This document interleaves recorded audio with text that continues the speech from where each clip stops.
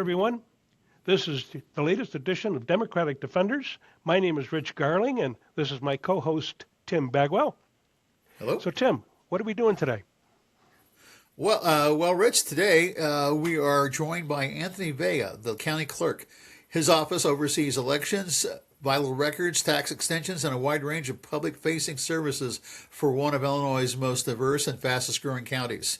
Vega has made election administration a central focus of his tenure, from expanding access to early voting and vote by mail to strengthening transparency and security practices. He's been at the center of managing high turnout elections, navigating public scrutiny, and keeping the process running smoothly for more than 700,000 residents. Anthony, thanks for being here. Thank you so much for having me, Rich, and TC Bagwell. Tim here, yeah. Yes, indeed. Yes, indeed. Now, just so you know, Anthony, we do have a good time with these interviews, and that we try to keep it as a nice conversation as we talk about the issues. And so we'll start out with this question here. Now, what I want you to do is walk us through what Election Day looked like from your seat. What went smoothly, and what required quick problem solving? Oh, that's a really good question. So Election Day from my end starts at about 4 a.m. when I'm getting ready, and I'm in the office by 5. A lot of our staff are here at 5, and so for me, that 5:30 to 6:15 window is very high pressure because I'm thinking, are all the judges that were supposed to arrive at the sites, did they report to the site? And the follow-up question to that is, are they setting up on time?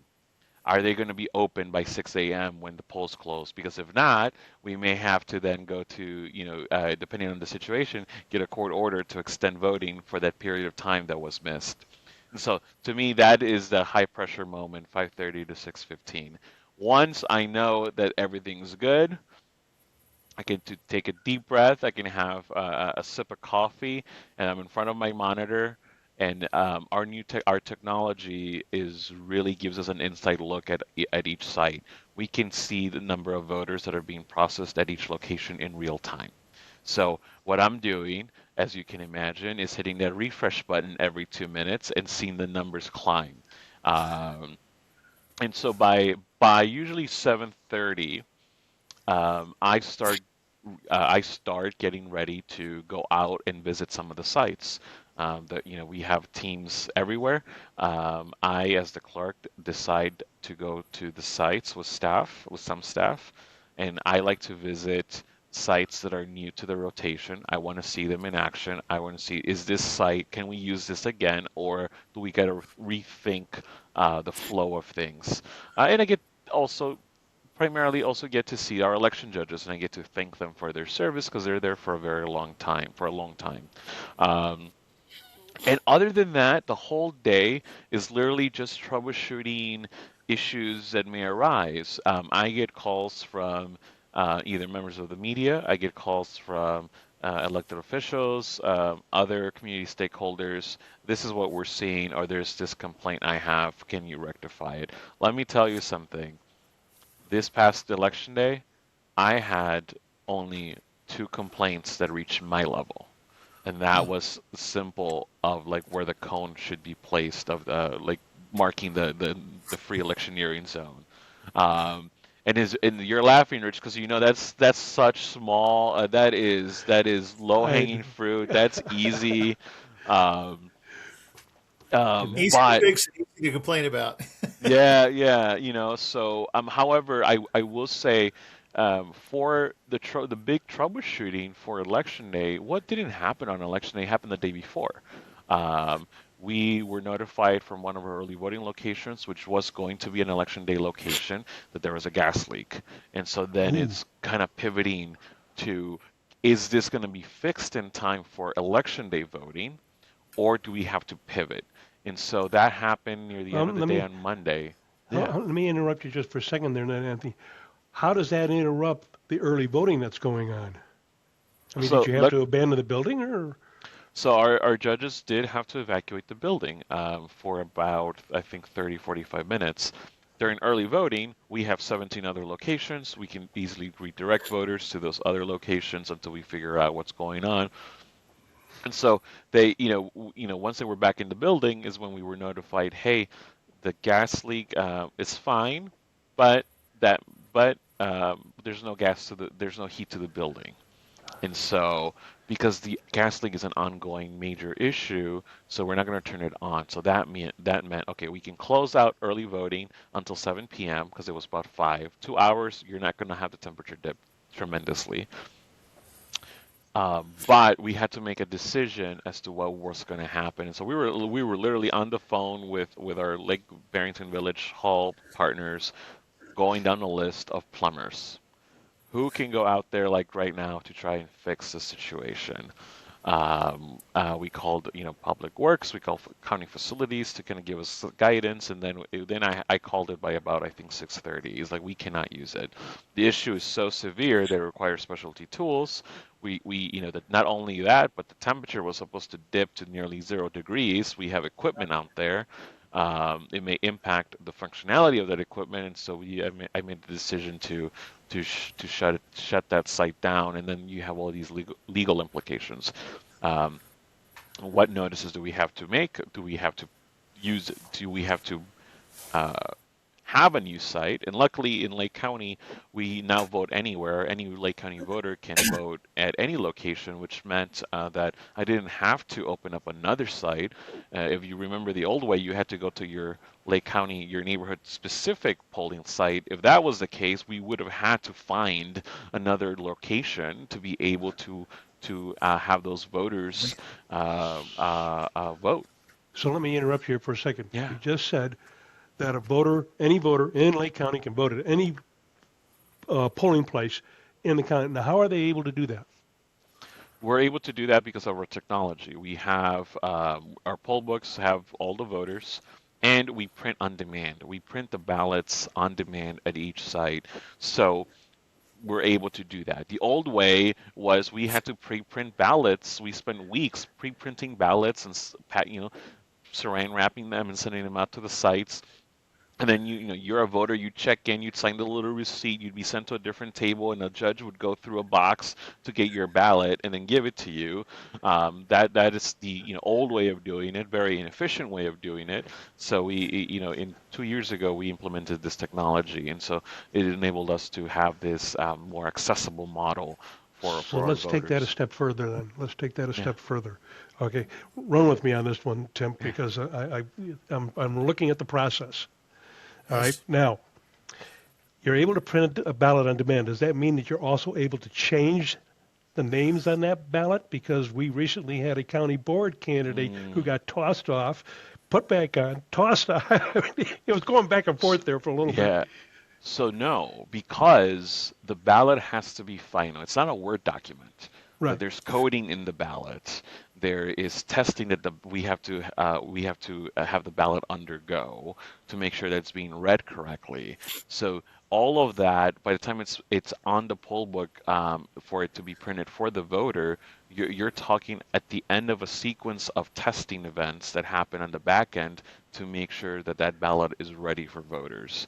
And so we're not, it's not a simple Your highlight ink and is delete. your ink is more like check printing. I would assume that the because it's going back into a reader someplace, right? The ballot The when it's completed. tabulator, yes.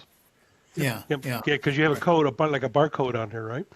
We On the have, for ballot? the full size, we have timing marks around the ballot, yes, on the Oh. edge. Oh, that's even Yeah. more security then. And That's then one interesting. more having in my old days in IT support, and you're checking those printers the night before. Yeah. That's what. Yeah, So it's a problem. and then that gets into the question of early voting and vote by mail, which I happen to do. I love vote by mail. I was like, hey, I could just sit here and fill it out right here, put it, and off it goes. And then I got a message from you. So this is part of the process, Tim, here, where I send him my ballot. He sends me the ballot automatically every year. I filled it out. I send it back in. I get a text message and an email from him saying, hey, we got your ballot. I'm like, oh, cool. And then later on tells me that they counted my ballot, which I thought was cool. But how did how did early voting and vote by mail volumes compare to previous cycles? You know, if you had asked me before election day, and I'm just navigating here to our unofficial turnout dashboard, and it's gone. Usually, I can tell you that early voting and vote by mail now make more of the volume for voter turnout. They make up over 50% of voter turnout. Election day is starting to become about 45, 46, 47% of voter turnout now. Wow. So it's less volume. So for this election, this primary, we sent the most ballots to for a primary gubernatorial election. We sent the most ballots out. We sent over 36,000 ballots. We have received back over 20,000 ballots. We have, I think, by my last count, um, let me go back here really quickly to my site here. I think it was about 13,000 vote by mail ballots that were sent but not returned, which is pretty good. It was about 12,500. For early voting, we also hit a record for early voting during a primary gubernatorial, and that was over 20,000 people voting early.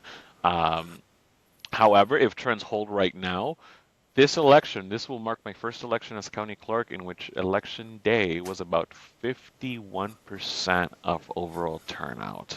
So Wow. the voters are keeping me on my toes. As soon as I figured, like, okay, I figured you guys out. You're all going to vote earlier, vote by mail. This one was a little a little bit higher volume. Um, on election day. We're still obviously counting late arriving and provisional ballots, and so I think once it's all said and done, we're probably looking at a 50-50 split between early and by mail versus election day, which is a interesting factoid for this election. So Interesting. I got okay, two questions here. Sorry, Jim. I got two questions here on this. Okay, first off, I'm noticing that being able to print the ballot up right then and there saves us obviously a lot of money. So how much money do you think we're saving versus what we used to spend? So let me tell you something. Most people don't know that by law, I have to save all ballot material for 22 months. Uh-huh. Under the old way, Um, even if the ballots were not used, I still had to save them and store them for 22 months.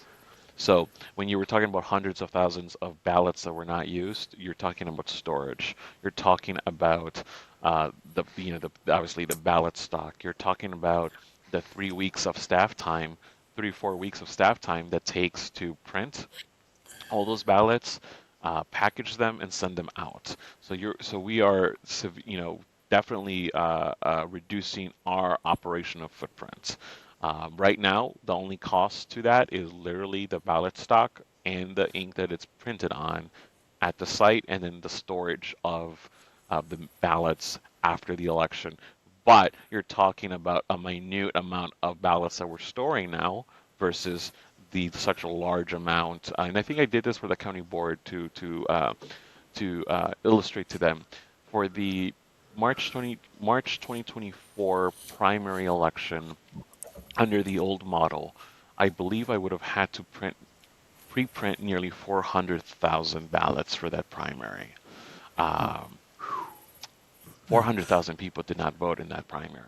Yeah. It was a 12% turnout, and Notorious. so with a 12% turnout, I still have to save and store all of that. So really, the saving is in the long-term storage. The savings is in the staff time ahead of election day, and so it is. We're trying to be, and that also gave us less flexibility. This technology gives us a lot more flexibility. Is that Cool. 22 months a state or federal That requirement? is both a state and, if I remember correctly, at minimum, it's a state requirement. The only time it was extended beyond 22 months was as a result of the 2020 election, and Ooh. then the Attorney General gave that direction to us that we have to keep that for 5 years. And then when I became clerk, I think it was the year 2023 when we got that order that says, okay, we're done. You can proceed with your normal destruction methods of Normal process. yeah, normal Yeah. process. How many precincts? More into the minutia here. How many precincts, physical precincts, are there like in Lake County? Uh, 431. Ah, is that usually comes out about 1,000 per precinct? Is that how they do that? It always seemed like it was 1,000 per precinct, but I was not familiar with with. I only saw the data. I was not familiar how it got there. So you're talking, so each precinct at minimum should have about 1,200-ish registered voters on the lower end. I think on the higher end, it could be up to, I believe, 1,800, if I remember correctly. Okay, So yeah, now, interesting. so now when you send out all those mail-in ballots, and I believe the figure you said was that 13,000 did not come back. Now, I'm going to presume that you are looking at, okay, how many of those 13,000 actually walked in and voted? I guess the question really is how do how do you ensure that those voters actually are Yeah. there, exist, and how do you handle all that? So the 13,000 figure of sent but not returned does not include people that walked it in.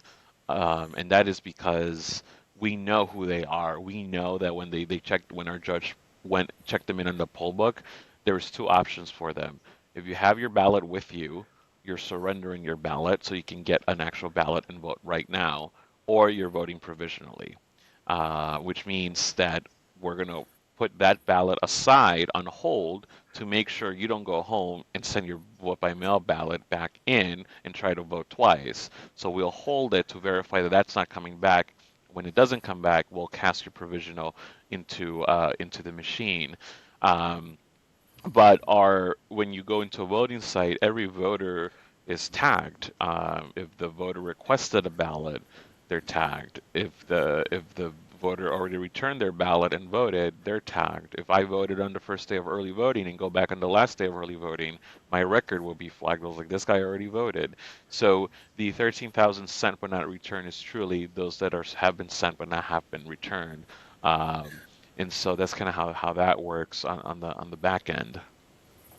Okay, so Of Tim, the 400 some precincts, how does that translate then into actual polling places, actual polling centers? Because I We know that had 93. it's about four, but yeah, cool. Yeah, yeah, that makes roughly four precincts per polling place. Yeah. yeah. Yeah, I remember when they first started doing that, and some of us here, like in Wildwood, were complaining because we used to be able to go across the street to Braylock Country Club and vote. Now all of a sudden we're over at the college. The University Center. Yeah. So, Uh, Tim, I think you had a question about the SAVE Act, because I think that's kind of yes. appropriate Yeah. for this point. How are now?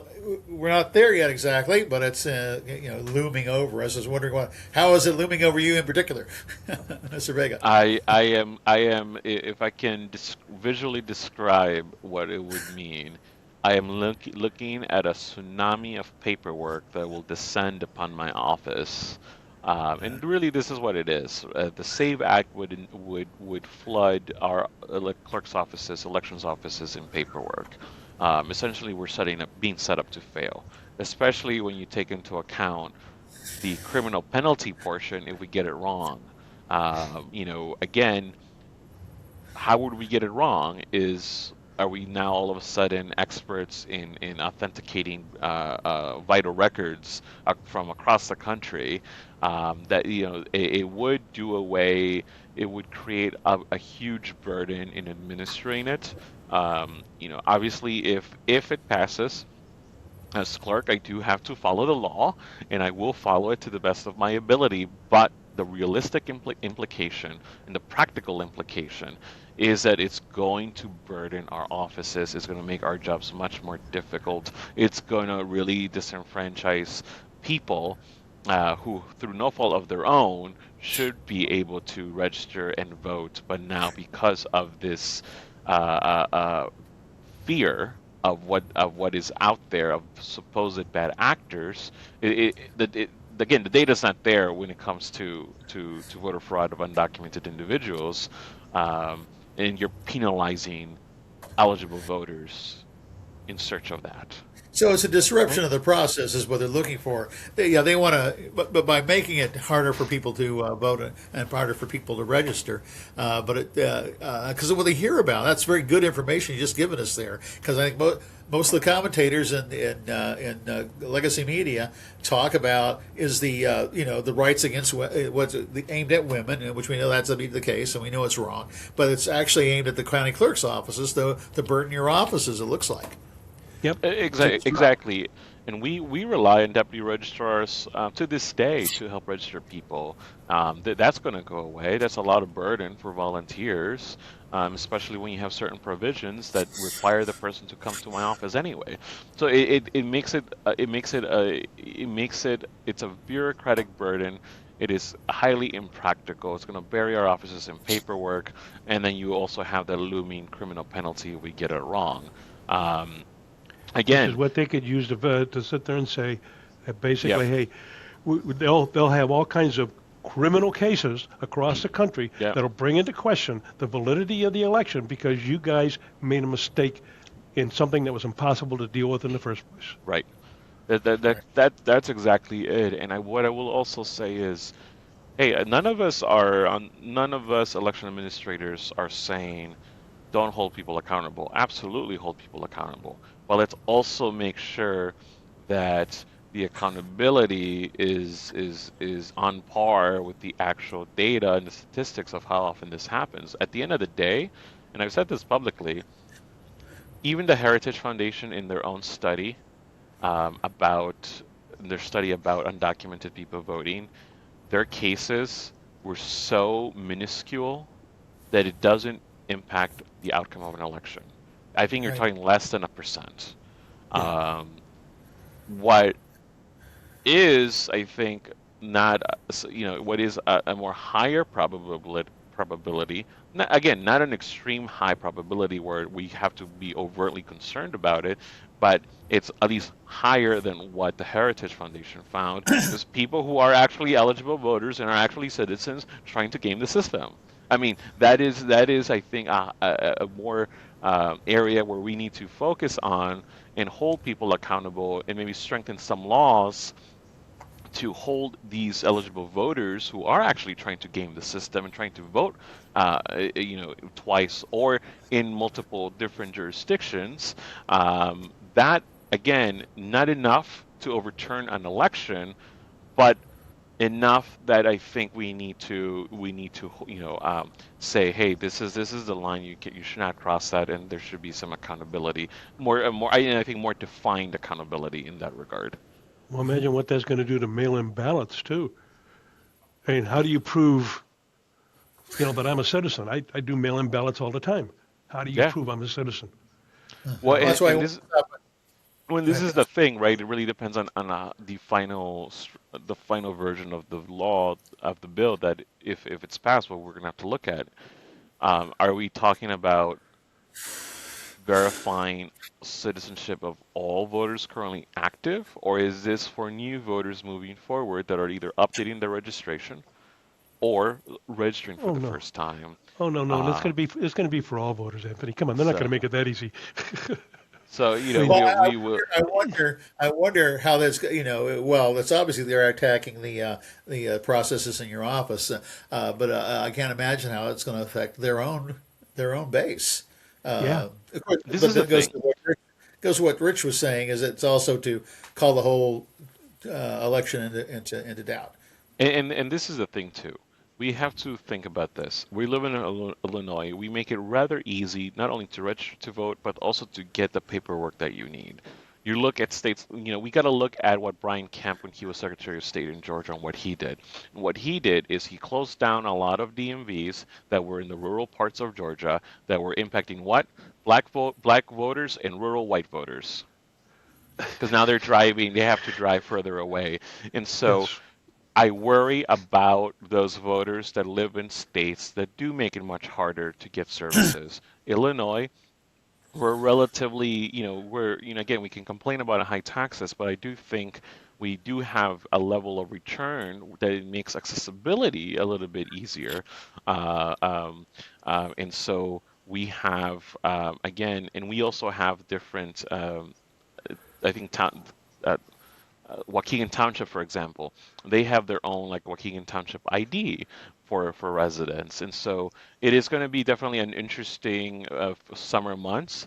Now that the primary election, I get to kind of relax and kind of rest, but then also keep an eye out, and then I think we're going to be really revving up in the midsummer to see what's going to happen in November.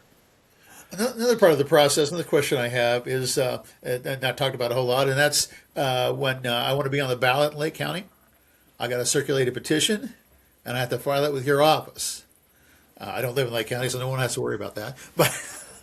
But when people and then sometimes those petitions are challenged. Can you talk about how your office handles that situation? Yeah, so if a candidate, if an office, hold on, it's my turn to cough. My turn. Um, Don't do that. what what if a candidate has to file in my office for their candidate filing, there is an objection period. As clerk, I am the chair of the Lake County Electoral Board. It's a three-member board, so myself, state's attorney or their representative, and the circuit clerk or their representative.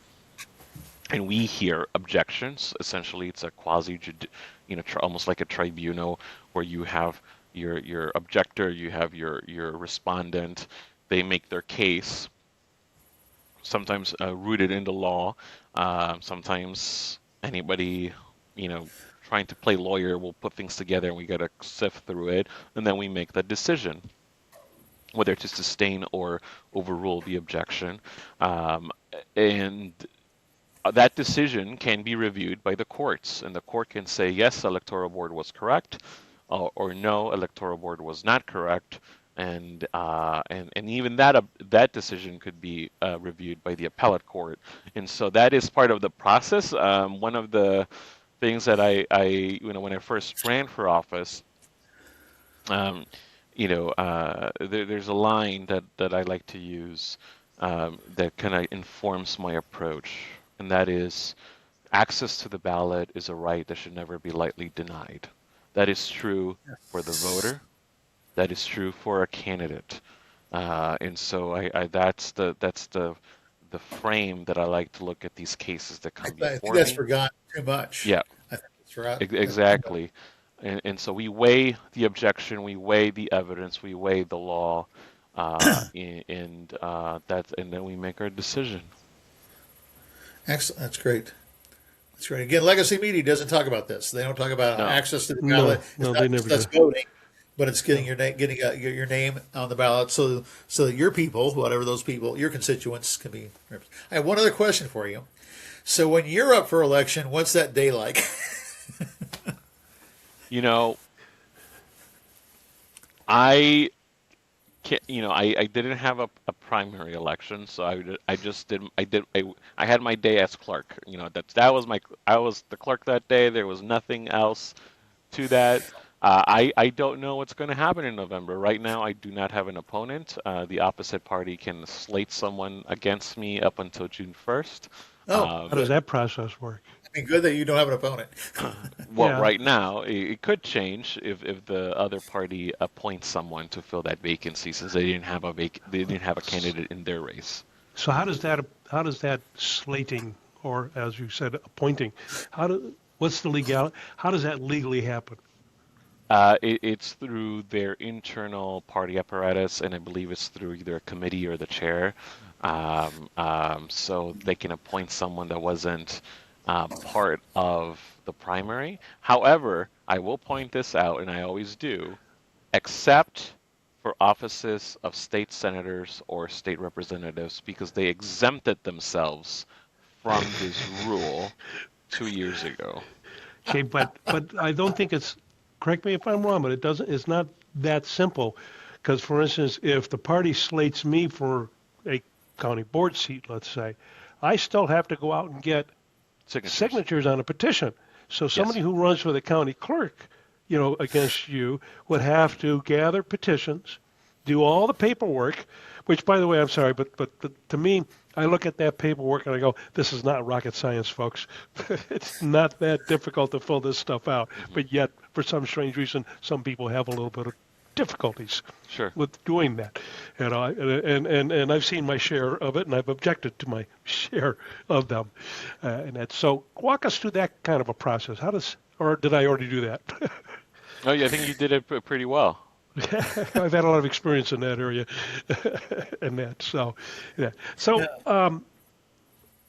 when it comes down to all of the issues that you've been facing, with election integrity, and you got the SAVE Act coming around, and all this. How how has your office dealt with that in this cycle so far?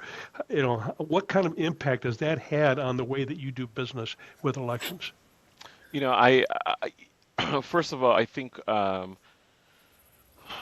what I will say this is for many, many years, it has been practice of clerks, of election authorities. They operated under, we're here to do a job and that's to run elections. Let's not get involved in anything else. So head down, just do the job. That changed dramatically in 2016, and that was the start of forcing election authorities and county clerks to be a little bit more of a proactive, offensive posture. And it was a little bit. And then 2020 happened, and then ever since then, we've had to be a lot more proactive, and that's why I ran for office, because we needed to be proactive. We need to say, hey, this election denying stuff, we can have real conversations about it, but we're not going to say that that an election is invalid, or just because my favorite candidate lost that the election is rigged. That's not what this is. That's how I've tried to approach my job, is that proactiveness of information, whether it's social, whether it's podcasts, whether it's radio, whether it's TV, is we need to have information coming directly from the source, the subject matter experts, to be able to withstand that scrutiny. At the same time, working internally to make sure that our processes are there, that our ballot chain of custody procedures are there, because if and when we have to answer for something, I can show my work. It's like when you were in school, you're doing math, you have to show your work, and sometimes it is, you know, um, the criticism may be unfair, but ultimately our job is to make sure people have faith in the process.